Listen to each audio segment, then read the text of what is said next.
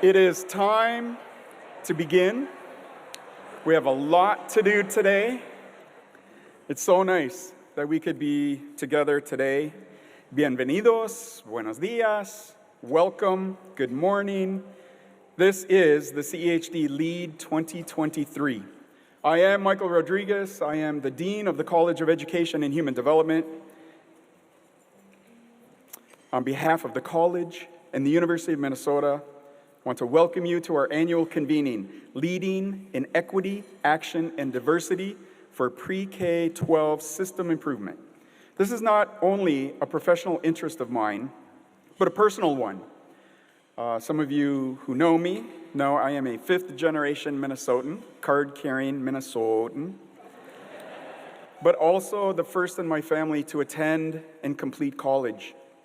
As a first-gen dean, the work we are gathered to address during the next 2 days is life-altering, and I know it from personal experience.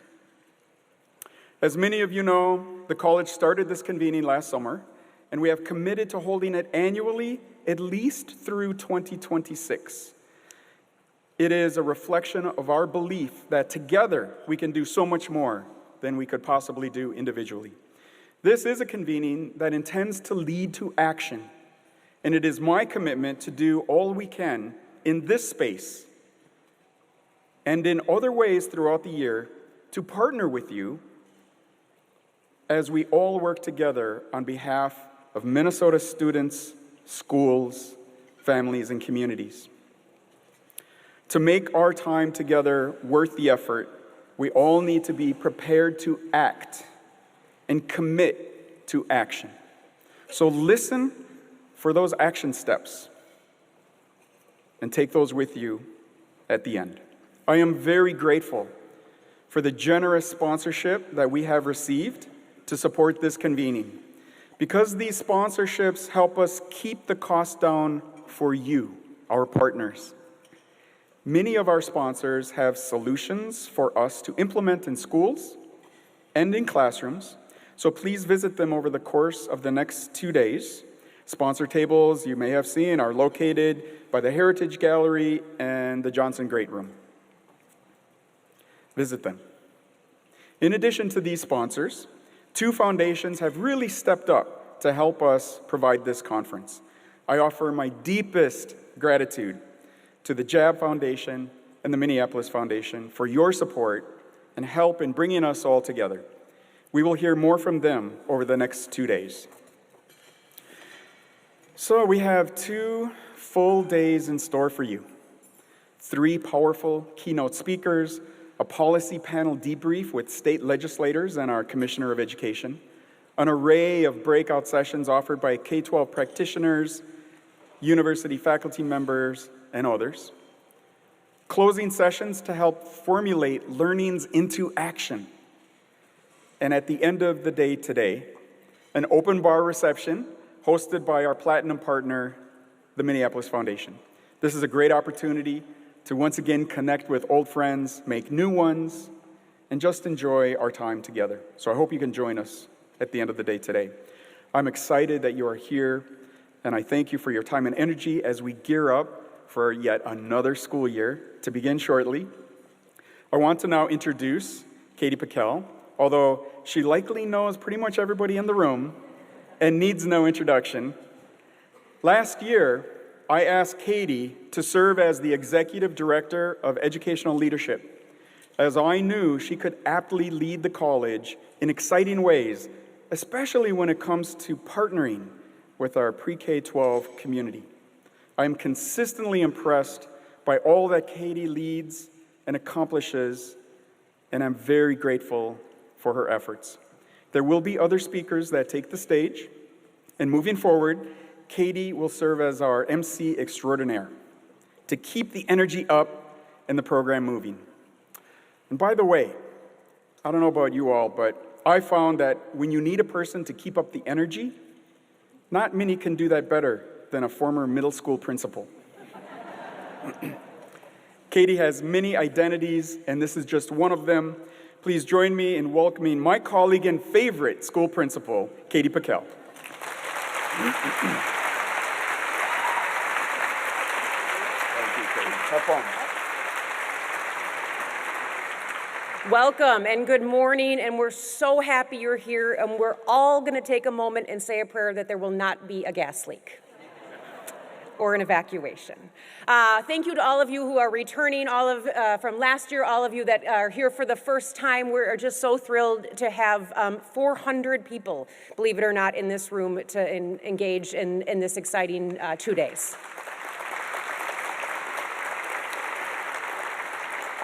Michael, I want to thank you for all you do to so aptly lead our college. We are incredibly fortunate to have a dean that is truly understanding of K-12 education, moves mountains to make sure that K-12 leaders and practitioners are heard and listened to and feel valued within the university. So thank you for that. It is my honor, though, today to introduce our first keynote speaker, Dr. Decoteau Irby. And some of you may have had a chance to hear him because he was at a session of our Urban Leadership Academy last year, and he's phenomenal. So we asked him to be here with us today.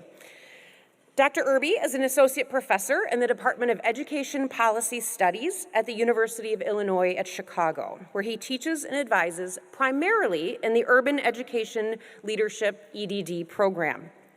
He teaches courses on organizational change and school improvement, using pedagogical approaches grounded in action research, team-based inquiry, and active learning.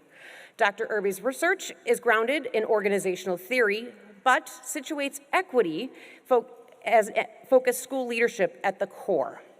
Most importantly, Dr. Irby's research seeks to understand and translate to practice how equity-focused leadership can be used as a lever to improve Black children and youth's academic achievement, social-emotional well-being across a range of K-12 settings. As can be seen in his book, Stuck Improving, he is illuminating how adults make sense of and use their personal and collective influence in resources to transform educational spaces. As Richard Milner writes in the foreword of Dr. Irby's book, school improvement is tough. However, what Decoteau provides in his book is an insight into how one school collectively went about getting unstuck. I like to refer to your book as a love letter to Minnesota. We're a little stuck improving too. So by embracing the ways that Dr. Irby does this in his book is he helps us to see how we can embrace Black and brown people's influential presence, to curate experiences for white racial discomfort, to courageously confront school culture, to become collectively aware of racial emotions and beliefs, and use race-conscious inquiry cycles to make racism visible within organizations. Clearly, if you don't have the book, you're probably already on your phone ordering it, but here's a tip. This QR code will actually take you to Harvard Press website where you can and should order the book, but you can get the introduction for free. Without further ado, please join me in welcoming Dr. Decoteau Irby to the stage.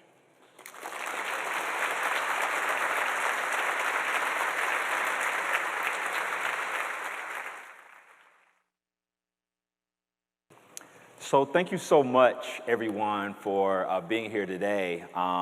It's an honor and a privilege to be here. I don't take this for granted, first generation in my family, and a lot of what I'm going to be talking about are similar to some of the experiences that I had when I was growing up. So today I'm going to be talking about this idea of getting past stuck, and I want to start by telling you a quick story. And so I have this up on the slide. You don't have to read this. I understand it's not going to be easy to read, but I'm happy to give these slides to folks if you would like to see them after we finish. So I want to start off by telling a story about a young Black boy named Kevin. Kevin was a sophomore at a school called Central Waters High School, where I conducted research for 7 years to understand the school's process of trying to improve his school. And one day, I was collecting data. I would sit in the school a lot and sit in the principal's office. And Kevin comes into Ms. Moore's office. Ms. Moore was a Black associate principal at the school. So Kevin comes in, he says, Miss Moore, you're not gonna believe what happened. So Miss Moore, in her kind of black motherly way, says, calm down, baby, what's going on? And he says, if I was to go off, you would be mad, they would be mad at me. So I'm in the lunch line, and there's two white boys in front of me. The cafeteria worker served these two boys their lunch, but when I got up there, she closed the line right in front of my face. And so he was like, I'm mad. So Ms. Moore says, okay, calm down. Let's go figure this out. So Ms. Moore walks to the cafeteria with Kevin. I follow them. And when we get to the cafeteria, Ms. Moore walks up to the cafeteria worker and says, excuse me, this young man came to my office and he was quite upset. He told me that you closed the line right in front of his face, and I'm trying to understand why you would do that. So the cafeteria worker, a white woman, looks at Ms. Moore, looks at Kevin, and says, I thought he was gonna want a whole meal. Ms. Moore says, so what if he wants a whole meal? I don't understand why you closed the cafeteria line right in front of this young man's face when you served two boys that were in front of him. The cafeteria looks Ms. Moore up and down, and then she looks at Kevin, and she says, I can give you some soup. Kevin says, I don't want no soup. I just want you to know that I know what you did to me. Ms. Moore says, you sure you don't want some soup? He says, I'm not hungry anymore. And he walks off to go back to class. I start with this story because it was really heart-wrenching for me to watch.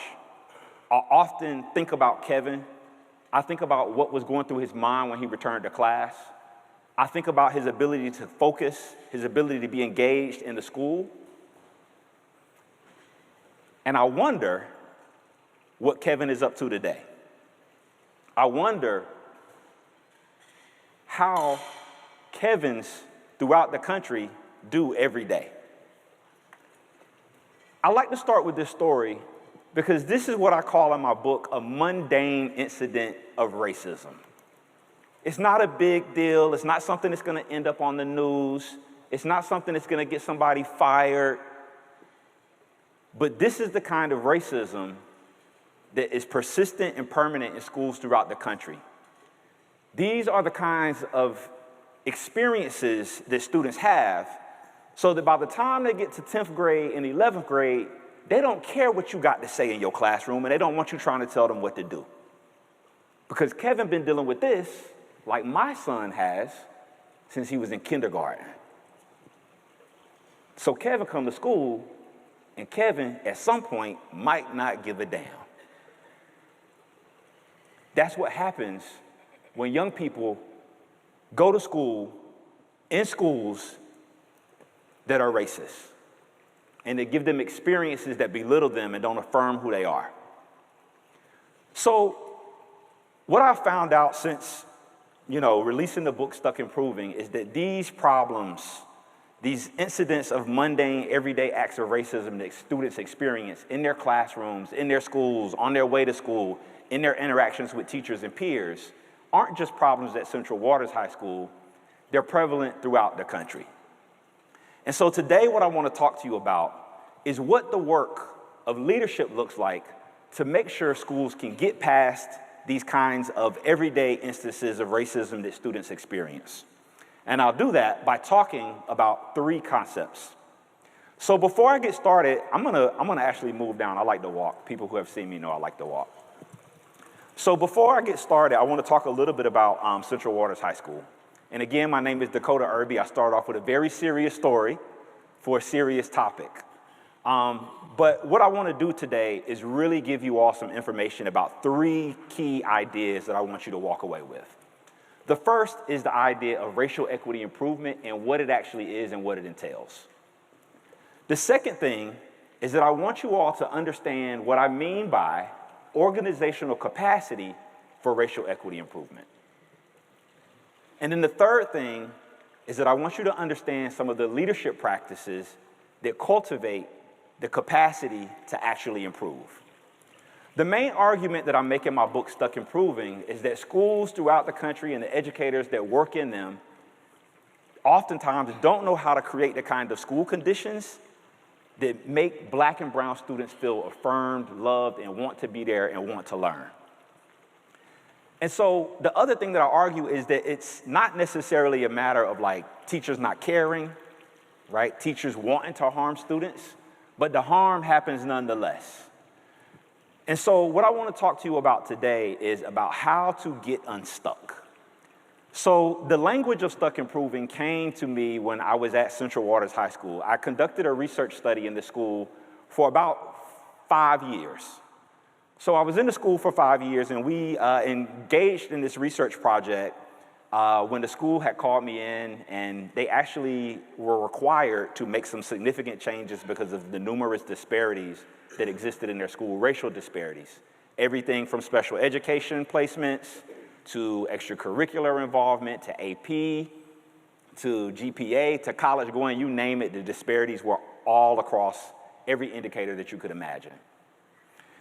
And so they invited me to come to the school, and I came, I did like a PD one day, and they were just like, the PD was great, you know, how can we get you to work with our school? We need a consultant to work with us, XYZ. And I said, y'all, I have no idea how to help y'all.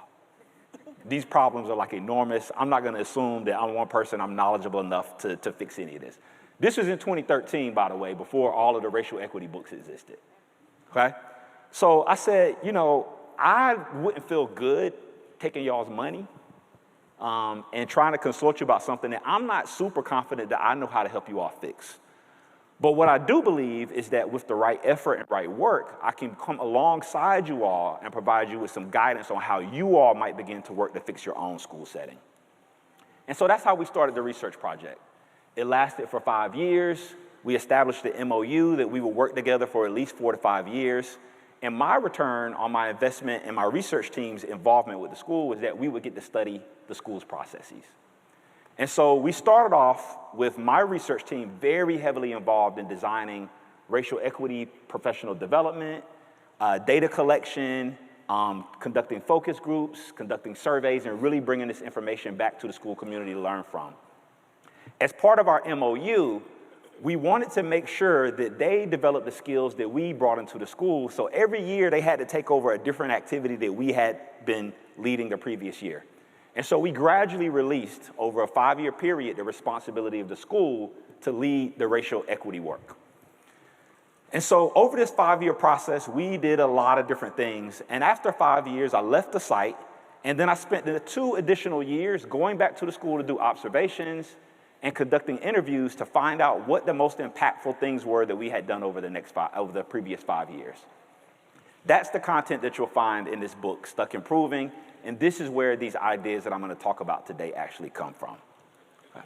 So, again, things that I want you all to remember are racial equity improvement, organizational capacity, and leadership practice. So we're going to start by defining what I mean by racial equity improvement.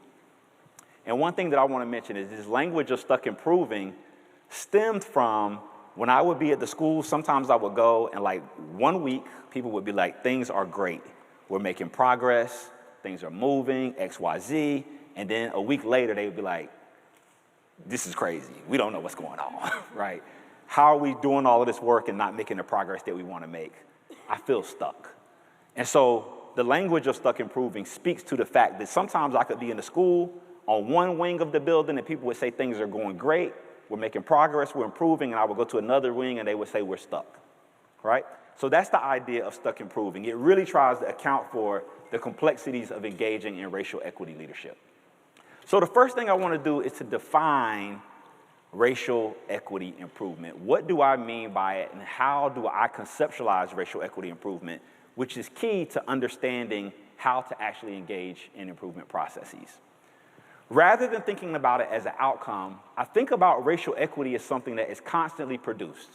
So many people here have probably heard about the idea of the production of inequity and the production of inequality. Have people heard of that before? Okay. So to me, and what I argue, the antidote to the production of inequality is the production of equity. And I argue that racial equity is being produced when two things that are sides of the same coin are happening simultaneously.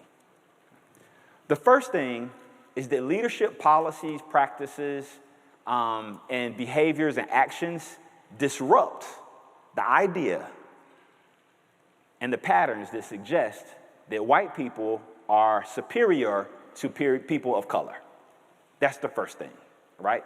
And so all of those indicators that I was talking to you about, right?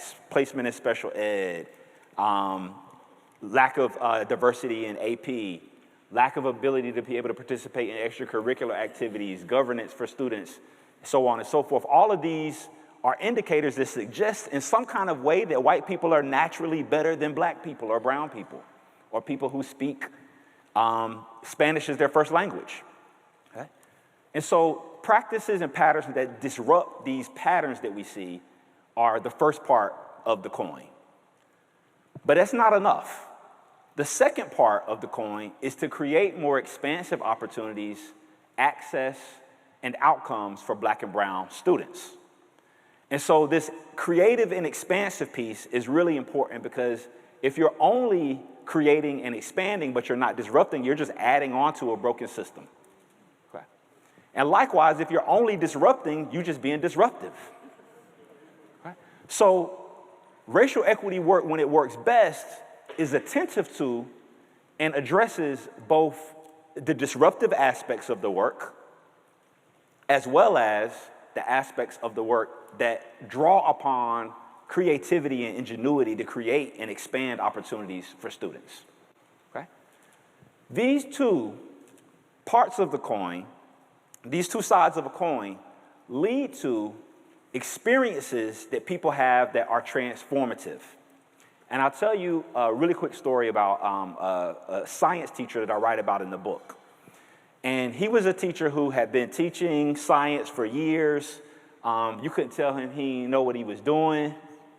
He was like, I got this. He sat on the sidelines of the racial equity work we were doing for years. At some point, he decided he was going to change his assessment practices.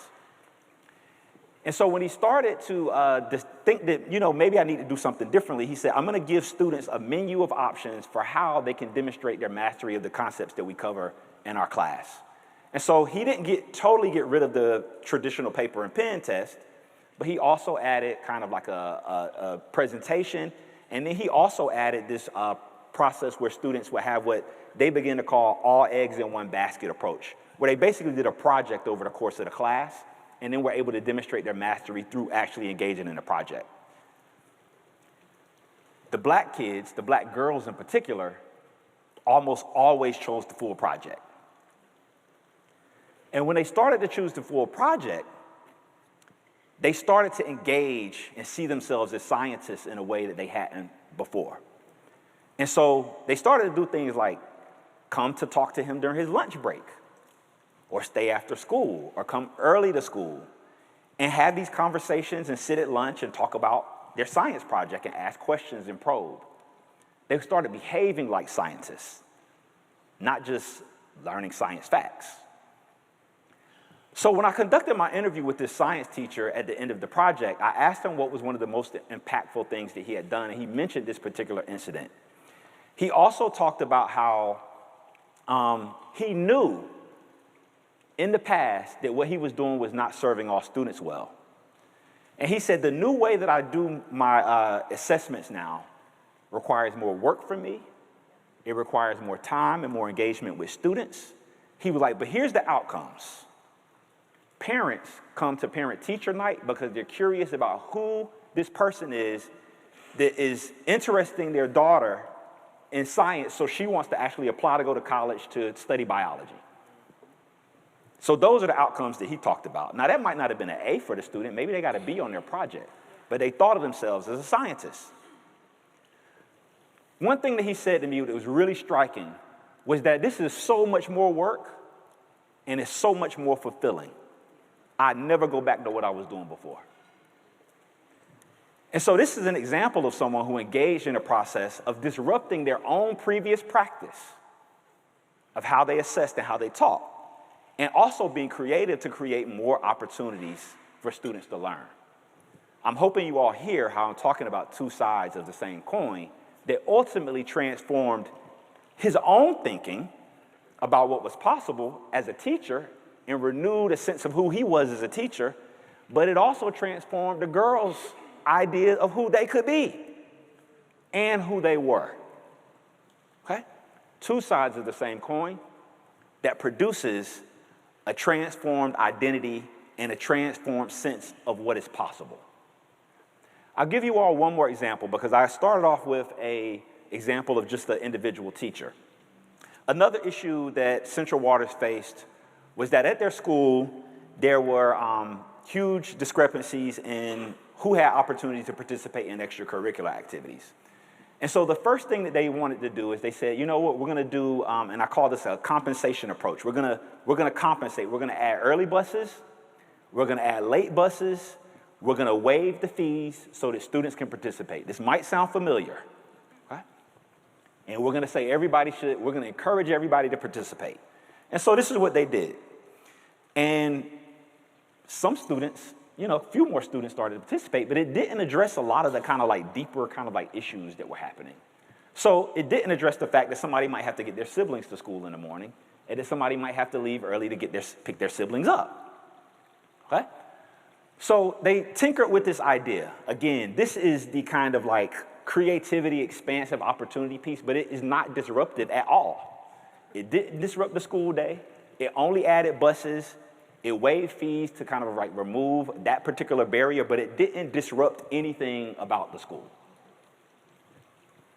Fast forward a few years and they said, we thought that was gonna work. It did not work the way that we hoped it would, right? So eventually they decided they were gonna move to a block schedule. And they said, we're gonna move to a block schedule, not only because it'll give us more instructional time, it'll give students the opportunity to take more courses, and it will allow us to create a period in the day where students can participate in extracurricular activities. Now, nobody created the initial schedule to be racist and to marginalize students, but that's what it did. And so the more disruptive thing was to actually change the schedule to create the blocks that allowed students to participate both in their academics as well as the kind of social and extracurricular activities that are so important to helping students feel bonded at school. And so that's what they did. Now, if we think about this idea of disruption, this was highly disruptive. It impacted every single person who was a member of the school community. It doesn't get more disruptive than this. This disruption created more expansive opportunities. Literally the year after they moved to block scheduling and had this extra period in the middle of the day, it allowed every teacher who wanted to be a leader of a group to create the groups that they wanted to. It allowed, because now they didn't have to stay before or after. The groups happened and the extracurriculars happened during the day. And so now we started to see Black Student Union, Latino Voices, Sisters United, all of these different groups that started to emerge. And in addition to the traditional student council, all of these cultural affinity groups formed a student voice union. Now we have a more democratic school for students to be able to actively participate in. And the teachers were actually able to participate and get to know students on a kind of extracurricular basis as well. This was highly, highly, highly disruptive. And so in these two examples, I'm hoping that you all are hearing both the disruptive aspects, right? The idea that the schedule should be a certain way when it worked for white people, and that it could be changed and even work better for white people, but it's still disruptive. The parents was the one showing out, okay? Teachers too, because they didn't want to teach initially for 90 minutes, but then after they started, they was just like, how did I ever teach for 45 minutes? I couldn't get anything done, okay? But there was a lot of resistance to this disruptive change because it was so disruptive. But it created, at the same time, tremendous opportunities for the school to reimagine itself and to see new possibilities. So with these things in mind, there's a couple of things that happen that I learned about in my book, and I call them racial equity breakthroughs. These breakthroughs can be at an organizational level, like I just described, right? So there could be organizational capacity breakthroughs. So the new schedule gave the school a totally different capacity to actually support extracurricular engagement and involvement. It also gave them a different capacity to allow students to recover credits that they missed from missing assignments, from failing a class, so on and so forth. There's also practice and experiential breakthroughs, which are exemplified in the first example that I gave you about the science teacher. Someone who had a kind of breakthrough in their practices because they started to think about how to disrupt these racialized patterns that they had become so socialized and adapted to and really believed strongly in. And then finally, there's this idea of racial knowledge breakthroughs. And the racial knowledge breakthrough is, I argue, one of the most important things that we're working towards because it really creates a paradigm shift that in particular helps white people understand that there are better options and other possibilities on the other side of what you're currently doing, which a lot of white people just don't believe. There is another way to live in a society that's not racially segregated residentially. A lot of white folks don't believe that, okay? So these racial knowledge breakthroughs really speak to the idea of knowing what stuck improving actually entails. So to be stuck improving is to know that when you try to make progress, when you try to work towards a breakthrough, you're gonna get fierce resistance, you're gonna experience setbacks, but to also know that it's worth it anyway, and that you should persist anyway. People of color know that this is a part of our history. I knew what it was when Barack Obama ran for president. I was like, we're gonna feel this for some years. He won 2 times? Oh, we're gonna feel this for some years. It's no different than Reconstruction. Reconstruction was the single most progressive era in US history. It's the time period where the United States became the literate society that it is today. It became literate because poor white Southerners were willing to sit next to black people in classrooms that was provided by the Freedmen's Bureau, that was provided by the federal government. So when the federal government decided that it was going to provide an education to formerly enslaved Africans, everybody benefited. This is what gave us the schools that we have now. Very, very progressive, very, very disruptive. And then came the pushback in the form of the Ku Klux Klan. That's how Reconstruction ended. Reconstruction ended by way of white violence towards black people and the white people who sympathized with black people. That's what happened. Reconstruction was very short-lived, very short-lived. So we could talk about all of these. I don't want to go into a history lesson, but we could talk about all of these instances historically where we've seen great progress or the potential for great progress stamped out by white supremacy and violence. The same thing happens in school settings. But again, the racial knowledge breakthrough of being stuck improving is that we understand progress isn't linear, isn't a straight line. There's setbacks, it's circular, you have to move around. It happens all kinds of ways. And also combined with the willingness to push to make sure that we're progressing, even in the face of setbacks. So I've talked a little bit about the idea of equity, the production of equity, and what it actually means. And so now I want to move us into an exploration of the idea of organizational capacity for improvement.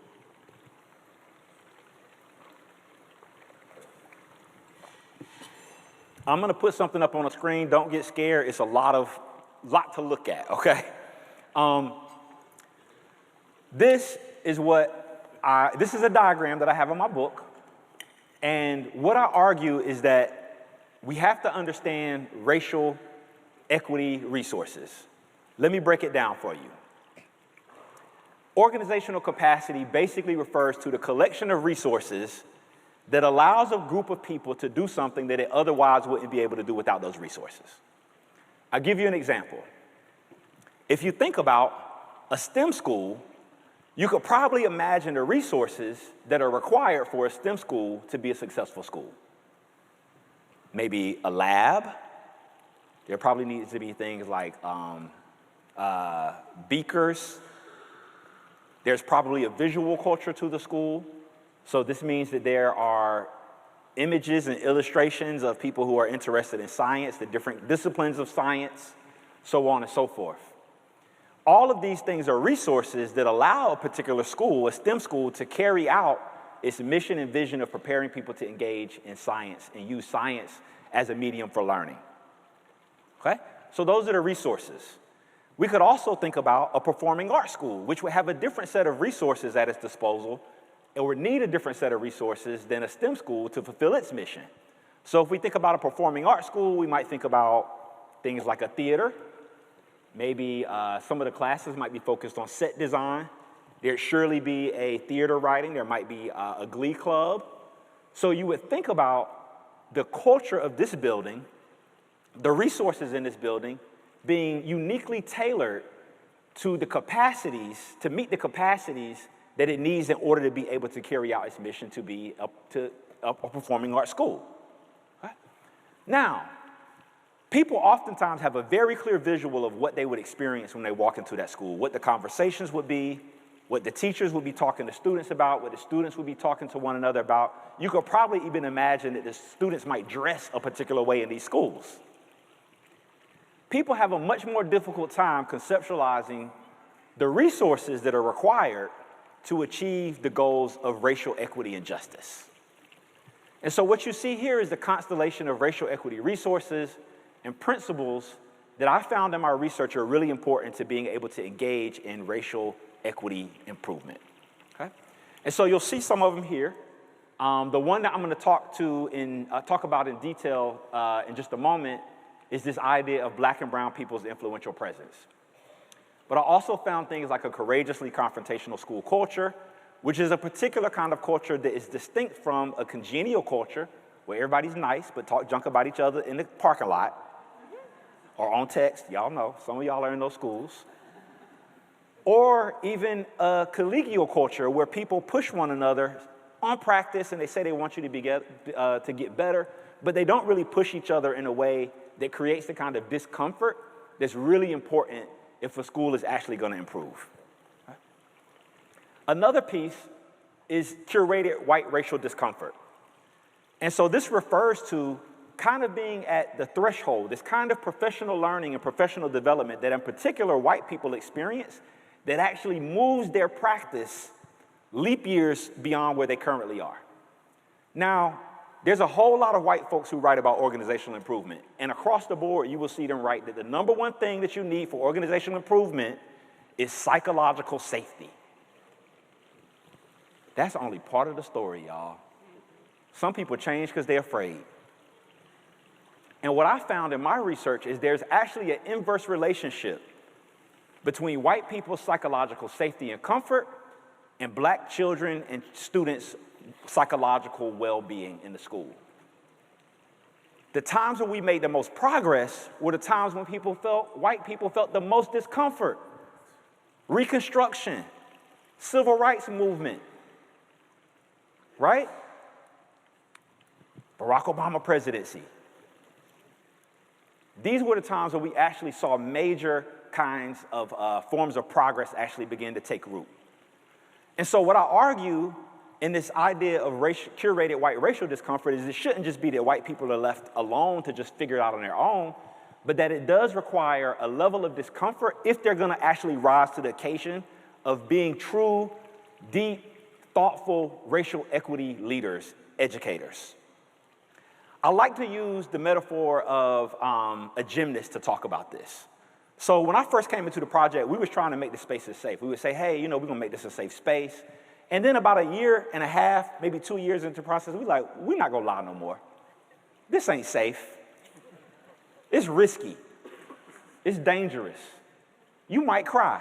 You might not be able to sleep tonight or for a week when we go through this learning that we need to go through so that these Black and brown children can do better in this school.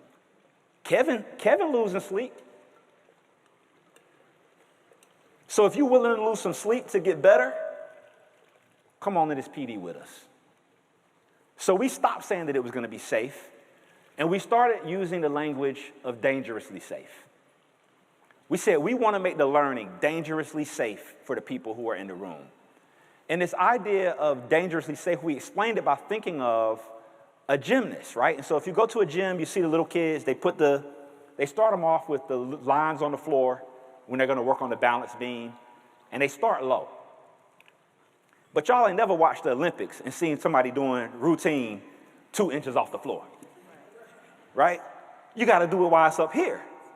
So what we started to tell people is like, look, it's cool for you to come in here and we can start this balance beam off 2 inches off the ground. But we're not reaching Olympic heights if we leave it at 2 inches, y'all. We got to continually raise the bar, which requires discomfort. Why is it uncomfortable? Because you're going to fall.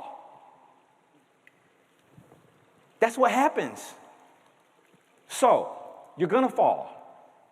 The higher you are up, the more complex the work, the more complex the tricks that you try to do, the more likely you are going to fall. And if you're up higher, if you fall, you also risk graver injury than if you're 2 inches off the ground. That's the work, okay? So, when you go into a gym, you go to, see the gymnasts, they have spotters, they got mats on the floor, all of those different sorts of things. And so how we started to think about designing professional learning was that we want to have the mats, we want to have spotters. I need to know who I need to spot. Maybe I need to spot you, maybe you need to spot this person. And so we wanted to know who the spotters were. But when the games start,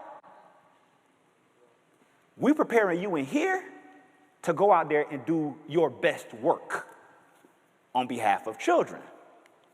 That's what we're doing with the professional learning. It's got to be dangerous enough so that you feel confident enough and that you're skilled enough to go out there and go for it, even if you know you might fall. Not a might, you will fall.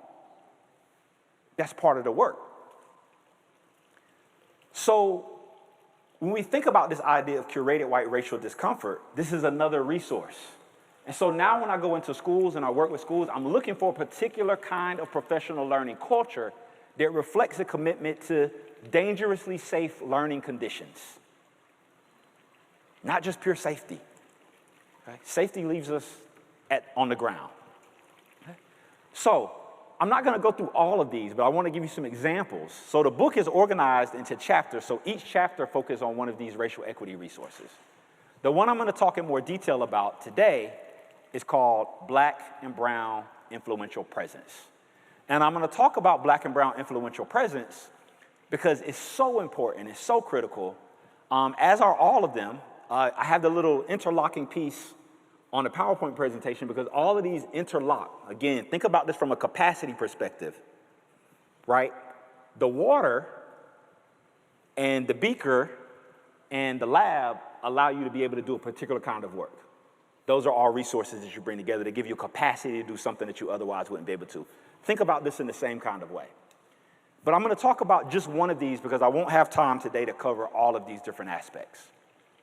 So Black and Brown influential presence is language that I use to, which, when I conducted the research project and we talked about what are the things that mattered the most, and one of them was this idea of Black and Brown influential presence. And so what this Black and Brown influential presence refers to is the kind of creativity, the courage, the knowledge, the racial knowledge and experience that people of color bring with them into the workplace. These are the things that Ms. Moore had, which is why Kevin came to the office to seek out Ms. Moore's support. It's the kind of affinity that allows students to feel comfortable, to feel like they can be pushed, so on and so forth. Okay? So Ms. Moore was an important Black influential presence in the school. The Black students flocked to her. Later on, when we started to work in the school, I became an influential presence, and members of my research team became an influential presence in the school. Equity work is probably not possible without having influential presence be something that is actively cultivated. So,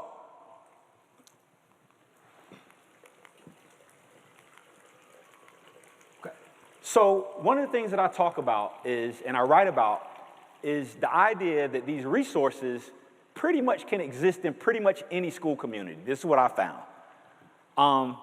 Most schools, because it doesn't necessarily only have to be numeric representation of people of color, it has to be their ideas, their ways of being, so on and so forth, which can be accomplished through bringing in community groups, forming parent groups, leveraging the experiences of students and creating student leadership opportunities, Black student unions, Latino student unions, Asian student voice groups, so on and so forth. This influence can be brought into the school by allowing the school and using the influence and the knowledge and information experiences that people of color have as a learning resource within the school, okay?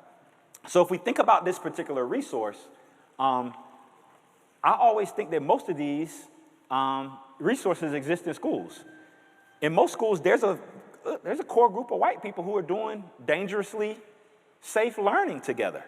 It might be a small group of people. Maybe it's invisible and it's not happening or recognized by, the leaders or formally within the school, but a lot of times this stuff is happening. It's a shame that a lot of those teachers who they don't send students out, their students do well, they close their doors. And they just do what they're gonna do. Because they're gonna do what they're gonna do. What a missed opportunity. Behind that door is something or some things that people should be learning, okay? And so what I argue is when I think about these resources, whether it's courageously confrontational school culture, whether it's race-conscious inquiry cycles, whether it's Black and brown influential presences, they can be dormant, they can be being cultivated, or they can be leveraged. Dormant resources are the beakers in the closet with the door closed, or the lab that students walk past and that people walk past and they peek into, but it's not being used for the purposes of learning. It's the theater, the black box theater that could be used in a performing arts school, and the door is locked all the time, not being used as a resource for learning and for improving. So once you start cultivating those spaces, the lab, or start cultivating the black box theater, we start to see a different kind of engagement with the space, different kind of engagement with that resource. And so Black and brown influential presence is often in schools, but it's typically dormant. Oftentimes, this is also the case where there is a large numeric presence and a large representation of people of color, but no real attempt to draw on the kind of experiences, knowledge, so on and so forth that exists in a school. And so that means that the influence, the Black and brown influential presence that could be used to improve the school is dormant within that particular school community. So the Black and brown students and adults are not present and they don't influence decision making, whether it's the curriculum, extracurricular schedule, so on and so forth. The resource is being cultivated if this is happening somewhat indirectly, so people might they might give out a survey to get parent input, but they're not actually bringing parents in, they're not actually bringing community groups in, they're not reading what they could be reading to really kind of soak up the influence and the ways of making decisions and thinking that Black and brown people bring that is so valuable to our society. And so, but it can be cultivated, some people might be cultivated or trying to do it, but it's really operating on the margins of the school community. And then the final piece is that the resource is being leveraged if many Black and brown people and ideas inform decision-making. The teachers and adults recruit input and use it to shape their own practices.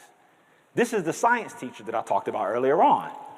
I was partially influenced, and then his students started to be influential.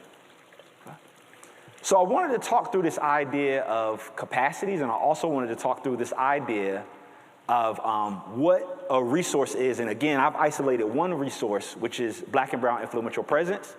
But I encourage you to think about the resources that are in your school communities that all interact and mutually reinforce one another, okay? So now I want to move quickly into leadership practices. And I'm going to move through this relatively quickly. So there are practices. So if we go back to what I talked about, I wanted you all to understand racial equity improvement. What I mean by it, the two sides of the coin and this transformative potential, I want you to understand that the way to get there is through creating a different capacity of the school to actually do the work. Without this capacity, you're trying to do performing arts in a STEM school, or vice versa. Or you in the gym trying to teach somebody how to work on the balance beam, but you ain't got no balance beam. That's a resource that you need if you're gonna teach somebody to be on the balance beam. You need a balance beam, okay? You need mats, you need so on and so forth. You need these resources that are gonna allow you to cultivate and bring the best out of that person.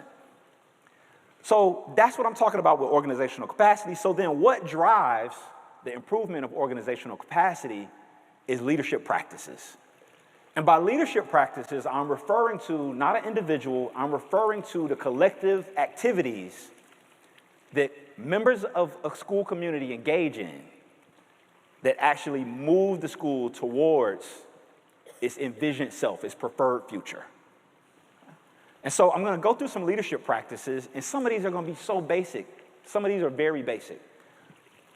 Black and brown influential presence again. How do you cultivate this particular resource to move it from being dormant so that it's something that you're actively cultivating, so that eventually you get to the point where this resource is being leveraged for the purposes of improvement? The first thing is to hire and retain black and brown administrators, teachers, and staff. Seems obvious. In a school that has a low capacity, this is actually very hard. If the school doesn't have the capacity, if white educators in that school aren't engaged in the kind of learning that's gonna create the discomfort, the black colleagues gonna come in, they're gonna stay for 2 years, and they're gonna roll out because they're not trying to deal with white colleagues who aren't trying to improve themselves in terms of their racial consciousness, okay? So, what did this look like at Central Waters? This hire and retention eventually involved students. They got to a point where students were part of the interview process. Nobody came in to work at Central Waters High School unless students was just like, this person is gonna be all that.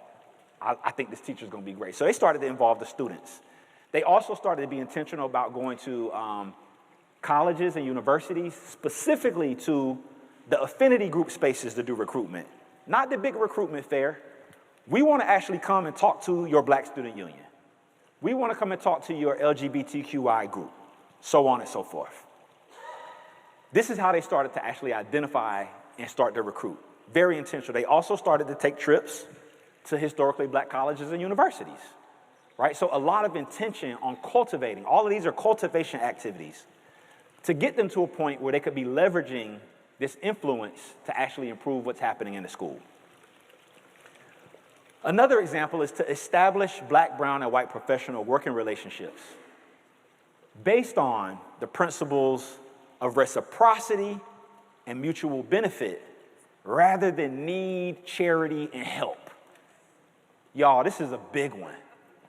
This is one that I didn't fully appreciate and recognize until I really started talking with folks about what were the most important things that happened over the last 5 years. So when I wrote the book, I gave the members of the school community the opportunity to read a full draft of the book, which was terrifying because I was going in hard. One of the pieces of feedback they gave me is they said, you kind of wrote yourself out of the story. But your influence shouldn't be understated in the story. Because the thing is that you weren't a consultant, so you wasn't gonna get fired. You wasn't an employee, so people wasn't gonna bully you. You had a kind of, the relationship was based on reciprocity, so I could go in there and be like, look, this is my recommendation, this is what I think. This is also what the research says. Y'all can do it or not. We'll be back here talking about this 2 months from now. I'm about to go home and eat. I'll see y'all later. Okay? And so there was a reciprocity that existed. The mutual benefit is that I was there to learn as a researcher, and my team was there to learn as a researcher, but they were there also to learn. So we all were learning. We all had these opportunities to learn from one another. So when we hit these points of conflict, which, you know, I had some people say some choice words to me over this period of time, I would say As a researcher, I have a responsibility based on IRB rules to let you know that if the harms of this research could potentially outweigh the benefits of the research, I have an ethical responsibility to withdraw from the study. And I had to do that 2 times over the course of the project because things got that heated. But we had an MOU. We understood it was going to take 4 to 5 years to start to see some progress, so on and so forth. And so the conversations that we had, and in particular, the reciprocity and mutual benefit, kept us at the table.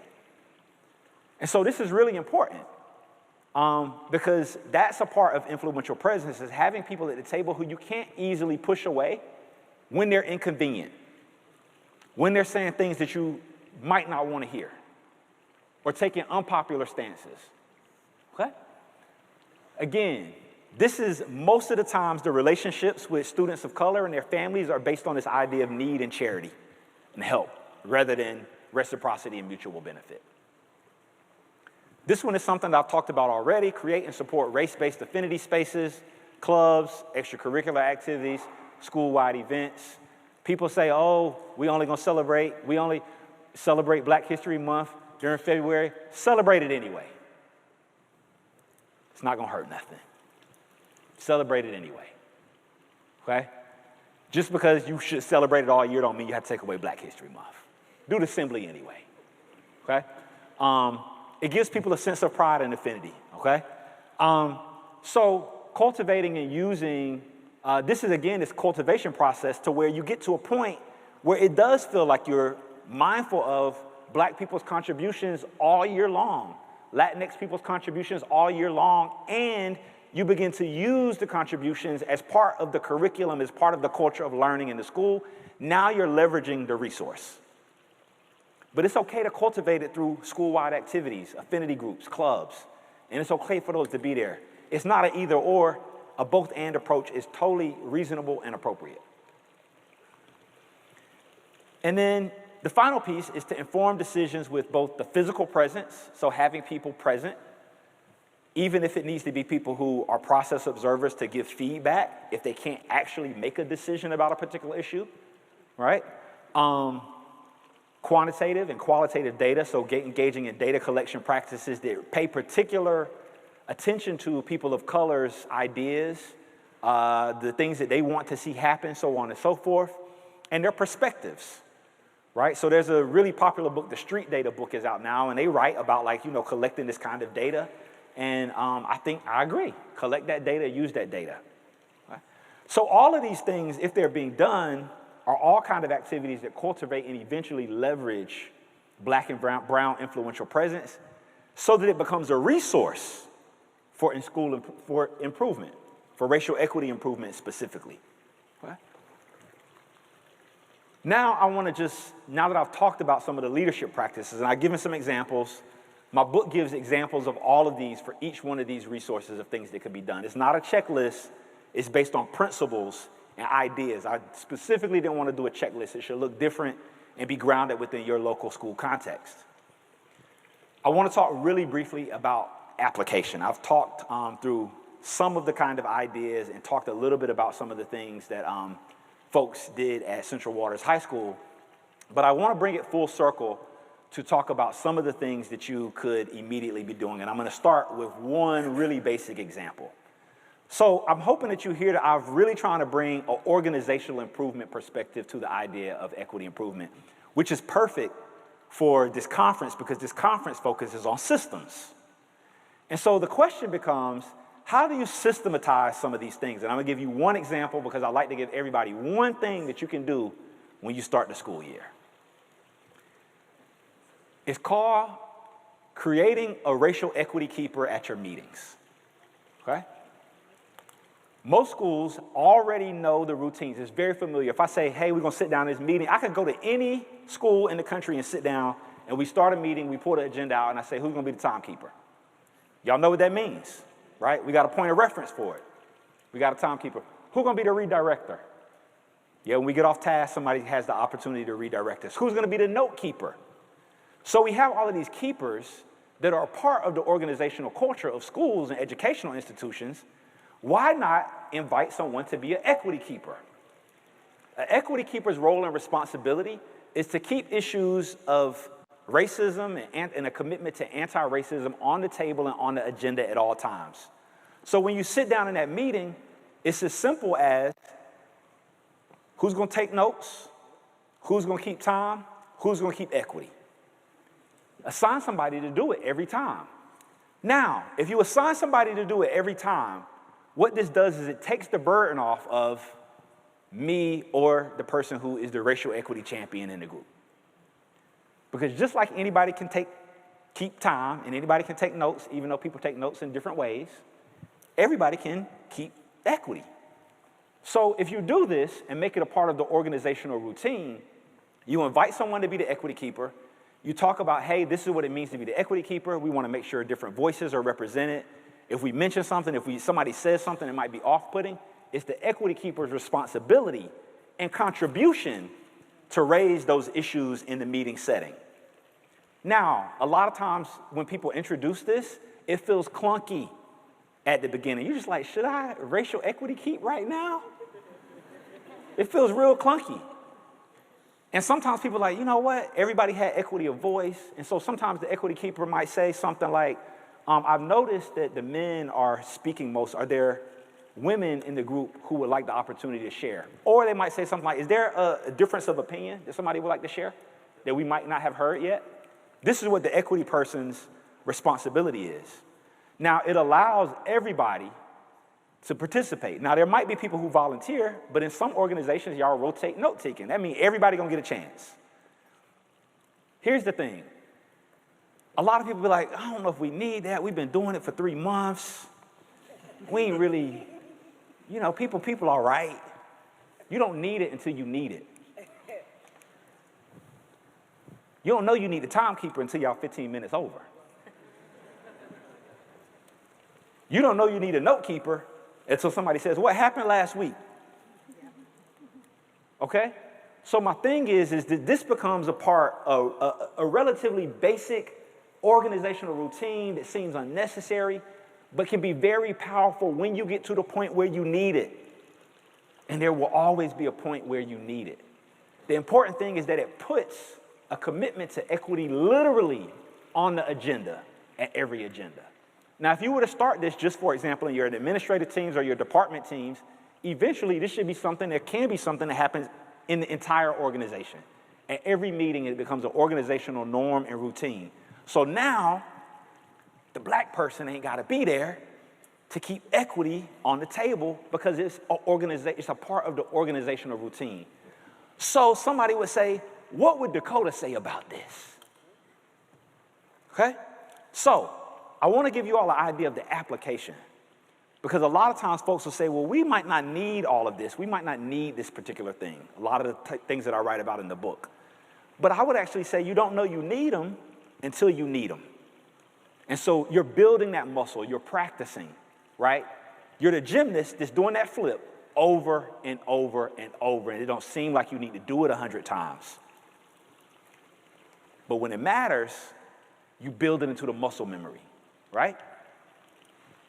So I wanted to go back to this because this is the main thing that I want people to take away from today, is that to get to a place where we can sustain equity improvements, racial equity improvements, we have to think more deeply about the organizational capacity required to actually do the work that we want to do. And I would see the number one mistake that I see people making is they come into an organization, and right now, for the last couple of years, I've been studying equity directors and equity leaders. And they come into organizations with the best of intentions, with all the knowledge, with the fire and everything, but they come into an organization that doesn't have the capacity to actually do what the superintendent asked them to do. So you ask a performing arts person to come in and be a star teacher in the STEM school. That's what it ends up feeling like. And it's just like, well, wow, I'm trying to bring my very best. I'm trying to create this. I'm doing my best. And it's getting met with resistance left and right. You don't have the resources that you need, so on and so forth. This is about the importance of creating a different kind of capacity within organizations so that all of the wonderful work that the people in this room that you all want to do is more meaningful, is more lasting, and is more impactful. So that Kevin doesn't get the cafeteria line closed in his face, so that Ms. Moore stays, and so that the black girls feel like scientists. That's what we're working towards, organization-wide. Not in the one teacher's classroom who closes the door, but organization-wide. These are the actions. This is a figure that's in chapter 5 of my book. It's called A Circle of Racial Equity Actions. And you can see a lot of what I've been talking about reflected in this particular piece. And so what I did is, at this particular school, I started to organize the different buckets of work that people were doing to cultivate and to leverage. And so you can see here that there's this consumptive piece where people do book studies and they read. That's cool. That's great. Not if you're reading for 6 years. You got to move your practice and your work along this spectrum to things that are more high capacity. This is the process of raising the bar. If you get to this piece where you get to the ideological work, the pedagogical work, the institutional work, it's vastly more disruptive and also taps into the best that we have as human beings, the ability to be creative and expansive and think expansively. And what I found is that even with this racial equity work, as scary as it can be, when we move more expansively from it just being an emotional thing to engaging in the work intellectually, teachers love it. Because teachers, everybody wants to learn. So yeah, there's an emotional piece to it, but there's also an intellectual piece to it. And when people start to get into like thinking about how their pedagogy impacts students' learning opportunities, or how the curriculum is coherent or not coherent to meet a particular set of goals, it's intellectual work, okay? So all of this racial learning requires you to engage people's minds and their practices, right? And so I talk a lot about that, but I wanted to show this, and again, I'll share this information with you. I'll buy the book, please. The book doesn't have this pretty color copy, but these are some of the things that I want you all to be kind of attentive to, because I've talked about a lot of these things over the duration of the talk. And so finally, as I close, I want to say thank you all so much for your attention. One of the reasons that I started to do this research project way back in 2013, before there was any racial equity books, is because I wanted for my daughter, my children, to be able to go to any school in this country, anywhere. We should be able to move anywhere. And I can send them to that school, and I can know that school has the capacity to affirm my children, to help them know that they can be anything that they want to be. I'm here because I know that despite that being my preferred future and the preferred state of affairs, is not the case. In fact, most of the places that I go to, I wouldn't want to send my children. I don't want it to be that way 25, 30 years from now. And so I hope that today I've given you some information, whether it's understanding what I mean by racial equity change, organizational capacity, or the leadership practices that might cultivate it, that can help you all join me in this work of making school spaces where Kevins can thrive. I appreciate y'all.